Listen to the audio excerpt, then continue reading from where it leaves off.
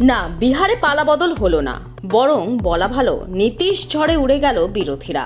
RJD এবং BJP জোট এখনো পর্যন্ত 200-র বেশি আসনে এগিয়ে গেছে।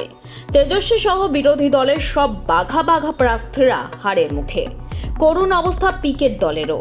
দশমবার মুখ্যমন্ত্রী হিসেবে শপথ নেবেন নীতিশ কুমার। পাশাপাশি বাবা যোগ্য উত্তরসূরি হয়ে উঠে চিরাগ পাসওয়ানের লোক জনশক্তি পার্টি 29টি আসনে প্রতিদ্বন্দ্বিতা করতে নেমে 20টিতেই এগিয়ে। বিহার জুড়ে আরজেডি বিজেপি সমর্থকদের আনন্দ উচ্ছ্বাস, মিষ্টি বিলিয়ে একে অপরকে শুভেচ্ছা জানাচ্ছেন তারা।